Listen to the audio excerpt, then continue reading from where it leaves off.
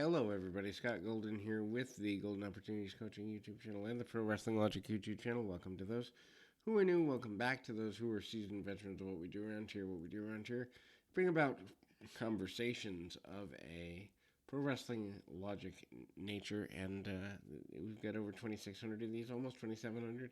This is the AEW Dark review for the 17th of May 2022. Max Caster defeats Tyler Araya, and Caster takes him down with a deep arm drag after running the ropes a bit. Caster slows down with a series of strikes, then takes down. Caster finishes him off with a jumping double stomp. Marina Shafir defeats Leanna Lennox. And Lennox fights out of Shafir's offense early, which is basically strike. He hits a float over neck breaker. Lennox has Shafir reeling until Shafir drives headfirst into the middle turnbuckle. Shafir finishes her off with a pump handle slam, following a leg clutch submission, forcing that submission. Bear Country defeat the Workhorsemen. I'm not a fan of this because the Workhorsemen are better than either of Bear Country on their best day. So, Bear Bronson and Anthony Henry start off. Henry delivers a bunch of kicks to the midsection. Bronson asks for more. Bronson then retaliates a couple of strikes, and Henry's hit in the head several times. Bear, Boulder, and JD Drake come in after going toe-to-toe with each other. Just doesn't last long as Henry and Drake begin to exchange tags in an effort to isolate Bronson. Drake delivers impressive moves during the sequence, including a pretty impressive senton. Match begins to come to close. Henry and Drake stacked up in the corner, allowing Bear Country to deliver running cannonballs to their opponents. Boulder lifts Bronson onto his shoulders and delivers Bear Bomb on Henry to score a win. Emi Sakura defeats Dana Makaba.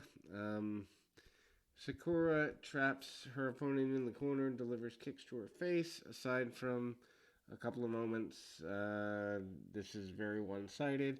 There are chops by Sakura, and she finishes her off with a Tiger Driver for the victory. Trent Beretta and Ryan Nemeth. Nemeth, a guy that they could be doing so much more with, but it is what it is. Nemeth is on the attack early, taking things to the outside of the ring. Beretta gets slammed into the stage. Nemeth is excited about his good start, and then he showboats. That costs him. Beretta runs up with a running boot to get a quick victory. Sky Blue defeats Amber Nova. Nova put her shirt in Blue's face, and that allows the bell to ring. Nova then is cocky at first, and she causes Blue to regain her position with a super kick and a flatliner, which gives her a victory. Tony Schiavone interviews Blue after the match, and she expressed being grateful for the growing role in AEW in the last little while. Sky Blue has a lot going for her. LA Dojo, Alex Coughlin, Clark Connors, and Carl Fredericks, Yuri Uemura, and Kevin Knight defeat the Factory. QT Marshall, Aaron Solo, Nick Camarado, Brick Aldridge, and Blake Lee. Too many people just for the sake of getting the American-Japanese contingent on the show. Clarkson and Lee are supposed to start off 10 men involved, get in the ring, and everybody begins brawling because we don't need psychology. After the dust settles, Lee and Knight are the legal man. Lee gains an advantage and then begins working Knight over. Knight gets softened up with several shots here.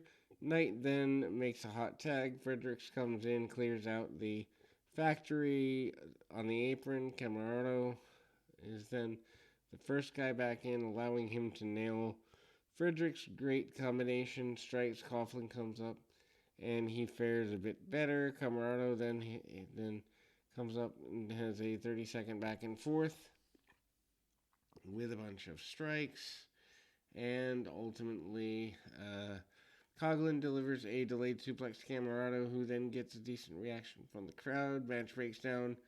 Guys come in and out constantly. Fredericks attempts to dive to the outside on nearly everyone in the Factory. He lands on the apron in a scary moment, and Coughlin lifts up Aldridge, and there's a shotgun dropkick by Knight. And then Aldridge is in the air. Knight pins him for the win.